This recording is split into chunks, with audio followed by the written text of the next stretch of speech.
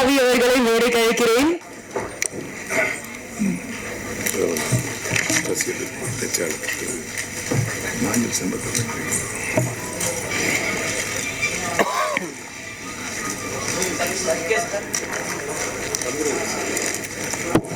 Sir பார்க்காதீங்க sir.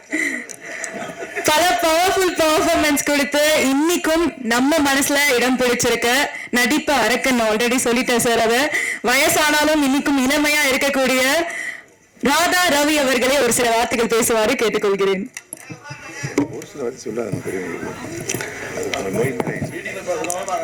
இங்கே கூடியிருக்கும் என் குடும்பத்தை சேர்ந்தவர்களே, பத்திரிகையாளர் நண்பர்களே, அப்புறம் யூடியூபர்ஸ், என்னை வாழ வைத்துக் கொண்டிருக்கும் யூடியூபர்ஸ்க்கும் என்னுடைய வணக்கங்களை கூறிக்கொண்டு, இந்த படத்திற்கு இங்கே தலைமை தாங்க வந்திருக்கும் அன்பண்ணன் பாக்கியராஜ் சார் அவர்களுக்கும், பேசிவிட்டு சென்ற செல்லமணி அவர்களுக்கும், மேலும் இதில் நடித்த அத்தனை கலைஞர்களுக்கும், ஏன்னா பழகருப்பு என்ன இருக்கார், நாஞ்சிலர் இருக்கார், எல்லாருக்கும் என்னுடைய வணக்கங்களை கூறி, கேமரா படம் பற்றி நான் தனியாக பேசுனது எதுக்குன்னா, இஸ் அ சூப்பர் கேமராமேன்.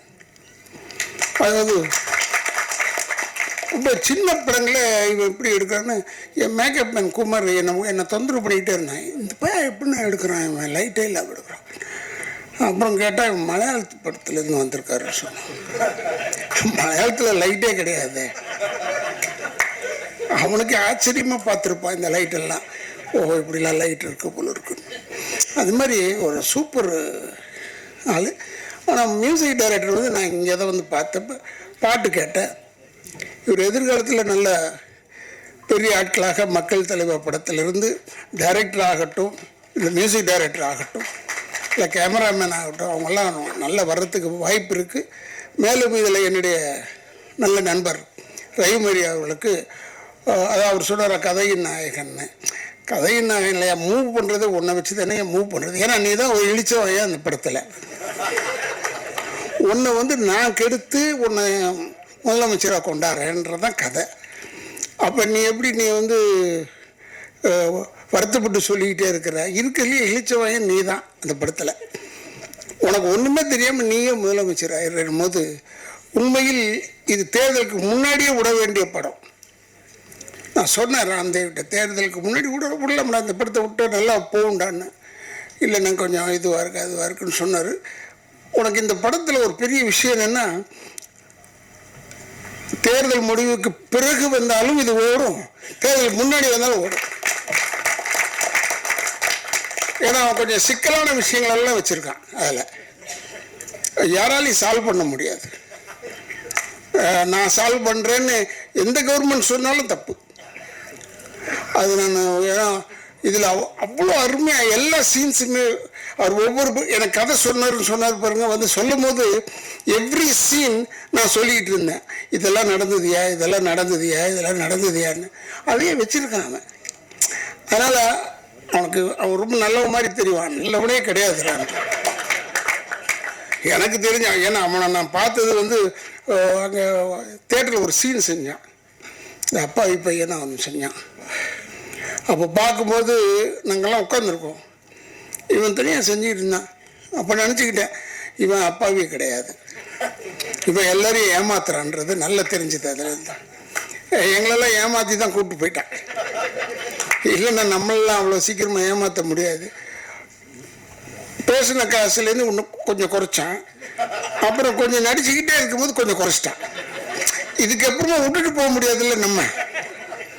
ரொம்ப புத்திசாலி தான், ரொம்ப பெரிய வெரி பிரெயினி சாப்.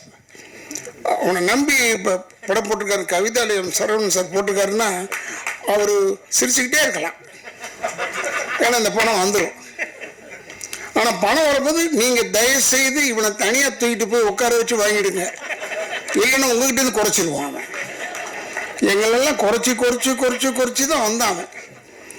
அதனால் பார்க்கறதுக்கு அப்பாவி மாதிரி இருப்போம், அப்பாவி கிடையாது. அதனால் இது ஒரு நல்ல படம். இந்த மக்கள் தலைவர் வந்து நாஞ்சில் சம்பத்தனோட தான் நான் ஒர்க் பண்ணேன். எப்படி நீ உங்களுக்கெல்லாம் கதை சொன்னியா, சீன் சொன்னியா நீன்னு கேட்டேன். எல்லாருக்கும் சொல்லி தான் நான் கூப்பிட்ருக்கேன். நான் கிடையாது.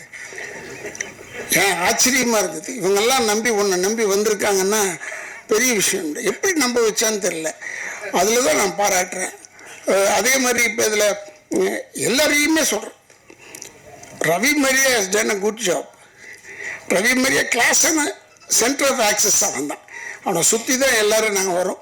பட் அவனை இந்த வழிக்கு கெடுக்கிறதே நான் தான். அதனால் எனக்கு ஒரே சந்தோஷம். ஏன்னா நம்ம செய்கிற விஷயத்தை போய் இப்போ படத்தில் செய்ய சொல்லிட்டாங்களே, என்னடா இது யோசனை பண்ணேன். ஏன்னா நான் டெஃபினட்டாக நானாக இருந்தால் கூட இப்படி தான் சொல்லியிருப்பேன். அதுக்கேற்ற மாதிரி எலெக்ஷன் வந்துருச்சு. அவன் பயந்தான். ஏன் பயந்தான்னு தான் எனக்கு தெரியல. அவன் நினச்சா ரெகுலர் ஃபார்மெட்டில் வரும்னு நினச்சான். இது இர்ரெகுலர் ஃபார்மெட்டில் வந்த உடனே, தேர்தல் முடிஞ்சு இர்ரெகுலர் ஃபார்மெட்டில் வந்த உடனே அவன் கொஞ்சம் தெம்பாயிட்டான். இப்போ நம்பி படத்தை ரிலீஸ் பண்ணான். பாருங்கள், ஒரு படத்தில் சென்சார் ஆகலைன்னு சொல்லிட்டு இங்கே வந்து போடலையே ப்ரொஜெக்ஷனு. அந்த அளவுக்கு ஒரு முதல்ல எடுத்தோடனே எதிர்ப்பு தாண்டா உனக்கு. முதல் வெறும் ப்ரொஜெக்ஷன் தேட்டரில் ஆரம்பிக்கிற விஷயம் ரெகுலர் தேட்டர் வரைக்கும் போக போகுது உனக்கு. நான் இப்போவும் சொல்கிறேன், இந்த படம் பார்த்தாங்கன்னா நம்மளை சொல்கிறாங்களோ இல்லை நம்மளை சொல்கிறாங்களோ சர்வகட்சி கூட்டமும் உன்னை வந்து தேடுவாங்க. இப்போவும் சொல்கிறேன், நம்ம தயாராக இருக்கணும். நான் சொன்னேன், வீட்டில் கூட சொல்லிட்டு வந்தேன், பேசிகிட்டு இருக்கும்போது கூட, இல்லை இந்த படத்துக்கு எங்கள் மேலாம் கேஸ் வந்தாலும் வந்துடும். ஏன்னா எங்கேயும் ஒரு இடத்துல எதையோ ஒன்று பேசியிருக்கோம். அப்போ எங்கேயும் ஒரு இடத்துல கேஸ் வரும். கேஸ் வராமல் இருந்தால் நல்லது. ஆச்சரியம் எங்களுக்கு, அவ்வளோதான். ஆனால் இவன் பரவாயில்ல, இவனுடைய சைஸுக்கு எங்கே வேணாலும் போய் ஒழிஞ்சிக்கலாம், எவனும் கேட்க போகிறதில்ல. அப்படி இவனை பார்த்தாலும் இவனை ஒரு டைரக்டர் மாதிரி தெரியல, வேறு ஏதோ ஒரு சாதாரணமான ஆள் மாதிரி தெரியும். அதனால் இவன் தப்பிச்சுக்கலாம். பட் நாங்கள்லாம் மாட்டிக்குவோமேன்றது தான் எனக்கு பயம்.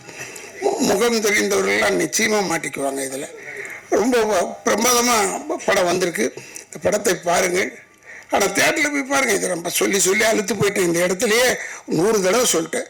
தேட்டரில் போய் படம் பாருங்கள், தேட்டரில் போய் படம் பாருங்கள். இந்த படம்லாம் தேட்டரில் பார்த்தா உங்களுக்கு அந்த எஃபெக்ட் கிடைக்கும். What is the effect of the தேட்டர்னு ஆடியன்ஸ்கிட்ட தான் கிடைக்கும். அதனால் சொல்கிறேன், தேட்டரில் போய் படம் பாருங்கள். இங்கே வந்து அத்தனை பேரும் வாழ்த்து வந்திருக்கும், அத்தனை பேருக்கும் என்னுடைய வணக்கங்களை கூறி, ரவிமரியாவுக்கு என்னுடைய தனிப்பட்ட முறையில் வாழ்த்துக்களை கூறி, இவ்வளோ பேர் வந்திருக்கீங்க, இவ்வளோ பேருடைய வாழ்த்தும் ரவிமரியாவுக்கும் உண்டு என்று சொல்லி விடைபெறுகிறேன். நன்றி, வணக்கம். நம்ம மனசுல கூடிய சீக்கிரமாக இன்னும் ஆக்டரா அதை இல்லாம ஹீரோவா வந்து திகழக்கூடிய அந்த அளவுக்கு இளமையா இருக்கக்கூடிய பல கருப்பையா அவர்களை பேச வைக்கிறேன். பெருமதிப்புக்குரிய பாக்கியராஜ் அவர்களே, திரைத்துறை வல்லுநர்களே, இயக்குனர் ராம்தேவ் ஒரு நல்ல படம் ஒன்றை, நகைச்சுவையான படம் ஒன்றை உருவாக்கியிருக்கிறார். வெகு வேகமாக எடுக்கக்கூடியவர். 5 நாளில் எடுப்பதை 3 நாளில் எடுத்து விடுவார். அவ்வளவு வேகமாக அவருடைய கேமராமேனும் அவருக்கு உதவியாக இருந்தார்.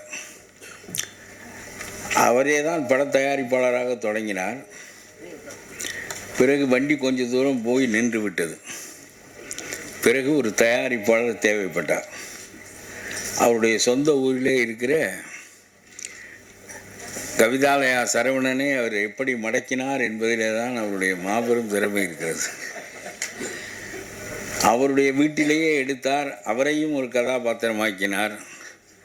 அவரையும் இந்த கதையில் ஈடுபட வைத்தார். முழு படமும் அவருடைய வீட்டிலே தயாரிக்கப்பட்ட படம்தான். இந்த படத்தின் மூலம் கவிதாலயா சரவணனின் நட்பு எனக்கு ஏற்பட்டது என்பது ரொம்ப தகுதி வாய்ந்த பெரிய மனிதர். அவர் ஏதோ கிராமத்திலிருந்து இரட்டை மாட்டு வண்டியில் வந்தது போல் அவர் சொல்லி கொண்டாரே தவிர அவர் பெரிய செல்வர். அதனாலே பரவாயில்லப்பா, உனக்கு உதவி செய்கிறேன், 2 தடவை நான் அமெரிக்காவுக்கு போயிட்டு வர்ற செலவு வந்தால் அந்த செலவு திரும்பி வந்துடுதுன்னு வச்சுக்கிறேன்னு சொல்லி ரொம்ப தைரியமாக இந்த படத்திற்கு அவர் உதவி செய்ய முன் வந்தார். ஆகவே இடையிலே தயாரிப்பாளராக வந்து இந்த தயாரிப்பை முழுமைப்படுத்தி இப்பொழுது இந்த படம் வெளிவருகின்ற அளவிற்கு அதை கொண்டு செல்கின்ற ஒரு ஆற்றலான மனிதரை இவர் பெற்றது தான் இவருடைய திரை வாழ்வினுடைய மிகப்பெரிய சிறப்பு என்று நான் சொல்லுவேன். நன்றாக நகைச்சுவையாக கதை சொல்லுகின்ற ஆற்றல் ராம்தேவ் உண்டு. ரவிமரியாவை பற்றி எல்லாரும் சொன்னார்கள். அவருடைய ஒரு இயக்குனராக இருந்து நடிகராக வந்து எல்லாருமே அவரை பற்றி பேசிவிட்டார்கள். அப்படி அந்த பேச்சுக்கு உரியவர் தான் அவர். ராம்தேவ் இந்த காட்சிகளை ரொம்ப நகைச்சுவையாக அமைத்திருக்கிறார். நான் கெடுமதியாளனாக வில்லனாக நடித்திருக்கிறேன், பிற வேடங்களில் நடித்திருக்கிறேன். ஆனால் நகைச்சுவையாக படம் முழுவதும் ஒரு பகுதியில் நடிப்பது என்பது இந்த படத்தில் எனக்கு கை வந்தது. மிகவும் ரசித்து நான் அதை நடித்தேன். அதையெல்லாம் இப்பொழுது நான் சொல்ல விரும்பவில்லை. ஆனாலும் சொல்லுகிறேன், எந்த ஒரு கதையும் எந்த ஒரு படமும் காலத்தை தாண்டி இருக்க முடியாது. ஹரிதாஸ் வந்த உலகத்தில் மாற்றம் விரும்புகின்ற போது பராசக்தி வருகிறது. இப்படி எந்த ஒன்றும் காலத்தை தாண்டி எவனாலும் கதை சொல்ல முடியாது. காலத்திற்கு உட்பட்டு காலத்தை வாங்கி கொண்டு கதை சொல்லுகிறவன் வென்று விடுவான். பாக்யராஜ் ஒரு சிறந்த கதையாசிரியர். அது ரொம்ப காலத்தையும் சமூகத்தையும் உள்வாங்கி கொள்ளுகிற ஆற்றல் நமக்கு இருந்து அதை கலை வடிவத்தில் வெளிப்படுத்துகின்ற போது அது மிகப்பெரிய வெற்றியை பெறும். மகாபாரதங்கள் ஏன் மீண்டும் மீண்டும் எழுதப்படுவதில்லை என்று நான் நினைப்பேன். மகாபாரதத்தில் உள்ள தர்மபுத்திரனை உருவாக்க பாரதி ராஜா அல்லது நம்முடைய இந்த இயக்குனர்கள்லாம் போதாது, அதுக்கு வியாச முனிவர் வேண்டும். ஒரு தர்மபுத்திரனை அந்த பாத்திரத்தை வடிவமைப்பதற்கு அவன் என்னென்ன சிறப்புகளையுடைய பாத்திரமாக வடிவமைக்கப்பட்டானோ 3000 ஆண்டுகளாக அவனுக்கு நிகரான இன்னொரு பாத்திரத்தை வாழ்க்கையிலும் சந்திக்கவில்லை, நாம் இதிகாசங்களிலும் சந்திக்கவில்லை. அவனை படைப்பதற்கு அவனை விட ஆற்றல் வாய்ந்த கதை தலைவன் வேண்டும். அதனால தர்மபுத்திரனை வியாசனை தவிர வேறு யாரும் படைக்க முடியாது. அதே மாதிரி சொல்லுகிறேன், நான் படித்த கதைகளிலேயே ரொம்ப சிறந்த கதை ரீசரக்ஷன். அதை டால்ஸ்டாய் எழுதினார். டால்ஸ்டாய் காந்திக்கே முன்னோடிய அந்த ரீசரக்ஷன் கதையை எத்தனையோ முறை நான் படித்திருக்கிறேன். இப்படி ஒரு கதை தலைவனை எப்படி ஒரு கதாசிரியனால் உருவாக்க முடிந்தது என்று நாம் எண்ணி பார்த்தால் அந்த கதாசிரியனே டால்ஸ்டாய் தான். இருக்கக்கூடாது என்கின்ற செய்தியை மிக சிறப்பாக நம்முடைய ராம்தேவ் சொல்லியிருக்கிறார். ஆகவே அவரை நான் பாராட்டுகிறேன். கதை தலைவன் என்று சொல்வதற்கு இவ்வளவு வெட்கப்பட வேண்டாம். நம்முடைய கதை தலைவர் வெற்றி பெற்று விட்டால் நீங்கள் பெரிய தலைவராகி விடுவீர்கள். வெற்றி சார்ந்தது தான் நம்முடைய வாழ்க்கையை தவிர. ஆகவே அது ஒன்றும் பெரிய செய்தி இல்லை. இந்த படத்தை கடைசி வரையிலும் கொண்டு செலுத்தக்கூடிய ஆற்றல் வாய்ந்த தயாரிப்பாளர் உங்களுக்கு கிடைத்து விட்டார். கடைசி கிராமம் வரையிலும் இந்த படத்தை அவர் கொண்டு செலுத்துவார். அது அவருக்கு ஒரு பெரிய சுமை இல்லை. கழுதையே குதிரை போல் ஓட்டுகின்ற ஆற்றல் உடையவர் நம்முடைய கவிதாலயா சரவணன். ஆகவே ஒரு குதிரை கிடைத்தால் அதை பஞ்சகல்யாணி குதிரையாக ஆக்குவார் என்ற எண்ணம் எனக்கு உண்டு, நம்பிக்கை உண்டு. பல தொழில்கள் செய்து வெற்றி அடைந்த அந்த மனிதரை திரைத்துறைக்குள் இழுத்து இப்பொழுது அடுத்த படம் என்ன எடுக்கலாம் என்று சிந்தித்து கொண்டிருக்கின்ற அளவுக்கு அவரை கொண்டு வந்து விட்டீர்கள் என்று சொன்னால் thank you so much. Actor, writer, producer, டிரெக்டர்னு இவருக்கு பல முகங்கள் இருக்கு இண்டஸ்ட்ரியில அப்படின்னு சொல்லலாம். இன்னைக்கும் அவர் வார்த்தைகளுக்கு அவ்வளவு பவர் இருக்கு. டிரெக்டர் பாக்யராஜ் அவர்களை நேரே கழிக்கிறேன்.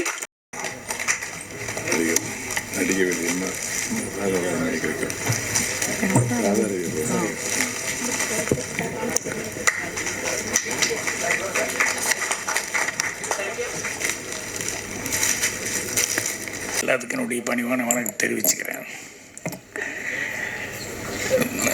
சோதிக்கிறதுன்னு சொல்லுவாங்கள்ல, அந்த மாதிரி கடைசியில் டைமும் இல்லை அப்படின்ட்டாங்க, வேறு வழியும் இல்லை. அதனால் ஏற்கனவே நான் சொன்ன விஷயந்தான். அதாவது எந்த பூவோட வாசமும் காற்று எந்த திசையில் வீசுதோ அந்த திசையில் தான் பயணிக்கும், எந்த பூவோட வாசனமும். ஆனால் ஒரு பூவோட வாசம் மட்டும் காற்றுக்கு எதிர் திசையிலையும் கூட வாசம் வீசும். அது என்னன்னா ஒரு மனிதனுடைய நட்பண்பு அப்படிங்கிறது தான். இது ரவி மரியா அவர்களுக்கு பொருந்தும். என்னென்னா இங்கே பேசின செல்வமணிலேருந்து இன்னும் நிறைய பேர் ஒவ்வொருத்தரும் அவர் எந்த அளவுக்கு ஒரு அடுத்தவங்களுக்கு உதவும் அந்த பெருந்தன்மையான அந்த குணம், அவர் என்ன ஹெல்ப்பெல்லாம் பண்ணார் அப்படிங்கிறது சொல்ல சொல்ல கேட்கும்போது ரொம்ப சந்தோஷமாக இருந்தது. நானும் அவர் அதிகமாக பழகிறதுக்கு வாய்ப்பு இல்லை. ஏன்னா சங்கத்தில் மட்டும்தான் பேசிக்கிறதுக்கான வாய்ப்பு இருந்தது, மற்றபடி அதிகமாக பேசுறதுக்கான வாய்ப்புகள் இல்லை. பட் இங்கே இவங்கெல்லாம் ஒவ்வொருத்தரும் சொல்ல சொல்ல சொல்ல அவருடைய நல்ல குணாதிசயங்கள். பார்க்குறது கொஞ்சம் கரடு முரடாக இருப்பார், பேசுறது சில நேரங்களில் கரடு முரடாக தான் இருப்பார்.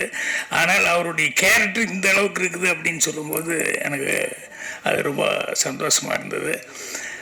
அதனால தான் நானும் அவர் வந்து ஃபஸ்ட்டு டைம் இப்போது கதையின் நாயகனாக வந்து நடிக்கிறது அப்படின்னு சொல்லி அவரே சிரத்தை எடுத்துக்கிட்டு எல்லாத்தையுமே ஒவ்வொருத்தருக்கும் ஃபோன் பண்ணி அரேஞ்ச் பண்ணி கேட்டுக்கிட்டு இருந்ததுனால அவசியம் அதில் வந்து கலந்துக்கணுன்னு. அதே மாதிரி இன்னொன்று என்னென்னா, எனக்கு இங்கே வந்ததுக்கப்புறம் தான் நம்ம பழக்கருப்பியா சார், நாஞ்சில் சம்பத் சார் இவங்கெல்லாம் வந்து நடிச்சிருக்காங்க அப்படின்னு சொல்லிட்டு, ஸோ இவங்களுடைய தமிழை கேட்கணும் அப்படிங்கிறது அது ஒரு பெரிய எனக்கு ஒரு ஆசை.